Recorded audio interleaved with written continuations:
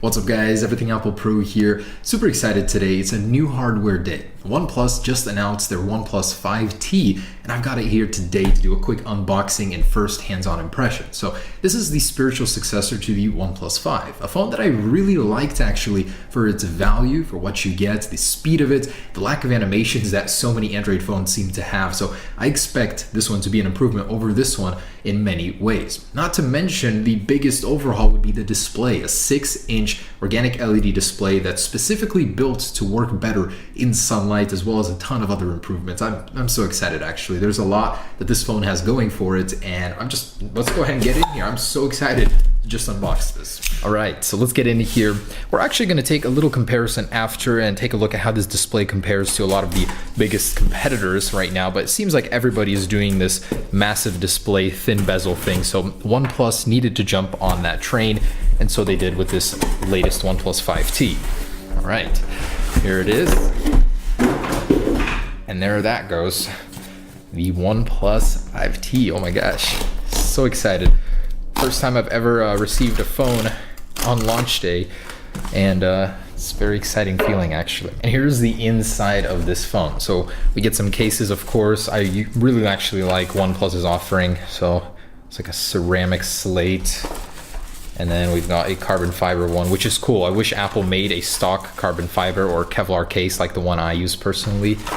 And we got this bamboo one as well. Oh man, that looks good. Or no, that's not bamboo, just a wood finish in general. This is a different type of wood here.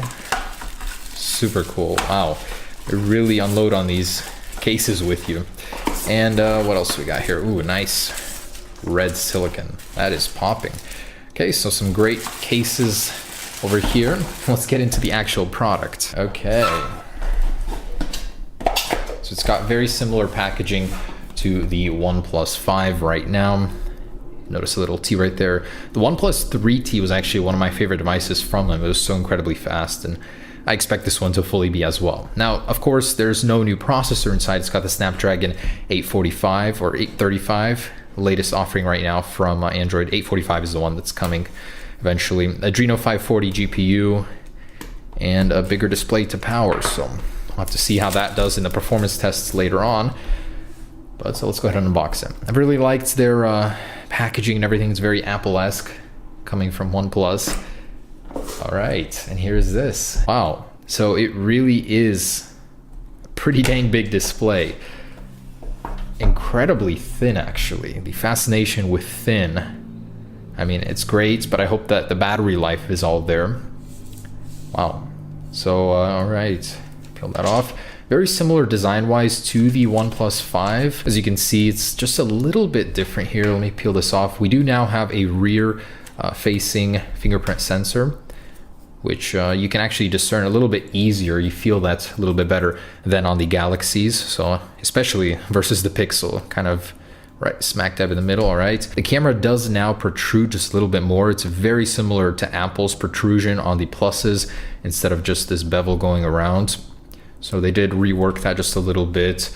I'd say it's just a little bit thicker, maybe about the same actually. The camera lens seems to protrude just a little bit more. And hey, on the bottom here, you still get a headphone jack, which is pretty unique for Android smartphones nowadays, especially the newer ones being released.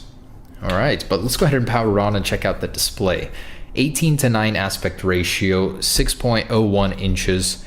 Definitely a major improvement over this one. So you can see there is definitely an improvement over this one. You get a lot more screen estate, and the bezels themselves are slimmer. I do like this solution even better than Pixel's actually. It just seems a little cleaner overall. So very nice, very sleek device. I'm loving how it feels, and these are always pretty refined on the software. Oxygen OS latest version in this one, I believe 4.7, includes a lot of software enhancements. So let me go ahead and set this up and I'll be right back. And by the way, this one adds a new face unlock feature, which uses your face to unlock the phone, as the name suggests. It uses over 100 reference points on your face, so pretty dang secure. I'm curious to see how fast it'll be. Gotta love them software updates. All right guys, here it is all set up. That 6.01 inch display in all of its glory. It's got a very strange resolution of 1080 by 2160, so a bit unusual for an 18:9 aspect ratio, but still looks pretty dang sharp. much better than the 1080p one here as well. It's very bright for an AMOLED. Definitely seems like a clear winner here over the LCD even at the same high brightness. So I'm definitely liking that. It does have all gesture-based controls now, as it doesn't have a home button anymore, but it does have the on-screen ones. Very quick, very responsive, but it is a new phone, so I'd expect nothing less from that. Let's see what it's running. Android 7.1.1. Of course, it will be getting Android 8.0 upgrades in the future, but wow, gotta say the hardware on this thing is pretty dang stunning. It's a great blend of thin and fast and responsive. So there is that, guys. It does have a lot of new software features. One of my favorites is the double tap on the power button to quickly take a picture. So with that enabled, just double tap the power button and it'll take a picture really quick. Setting I really like for those quick moments when you need to take something and boom, there it is, you got it. Very fast and responsive camera application here. So it does have a one-handed operation now. You're gonna be able to slide up and jump into quick settings here. It does have a pro mode, which is pretty cool. Something I wish Apple didn't have. Gives you a lot of control over how you're shooting and in which settings. And there is a lot of new software settings, a lot of customization, new button settings here where you can swap the orientation of the buttons, the actual control over them. This is really unheard of on the Apple side, so it's kind of cool to get something like that on your device. Check this out, guys, how fast the face unlock system works. So I'm gonna look at it here, and just like that, it's in the phone. So that's kind of crazy. There's no animation. When I look at it, it's just in. That's crazy. So definitely much faster than the Face ID I'm used to. It definitely isn't going to be as secure, as it doesn't have the 3D depth mapping in the camera like Apple. But hey, from a simple glance, that's pretty impressive that it unlocks that fast. They also do tout that the fingerprint sensor unlock takes 0.2 seconds. So let's see about that. I'm going to tap it in 3, 2, 1. Wow, that is so impressive. No animation, just wakes up. For comparison, the iPhone 10, I mean, look at this. You unlock it, look at it, and then here you go. Man, it takes so long in comparison. That is so impressive.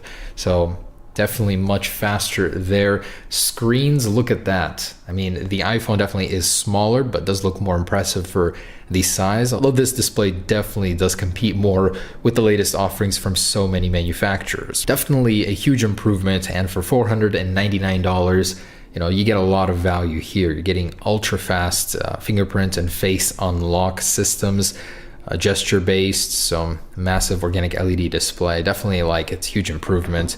Very bright. And something really neat in the gestures, swipe fingerprint for notifications. Basically just swipe down on the fingerprint sensor in the back, and that is really cool. Something like that, pretty cool without having to take your other hand and swipe down on the notifications. Really great use of the fingerprint sensor in the back, I think. So I really like that one. So quickly from the camera, just hold on the back of the fingerprint sensor and it takes a picture.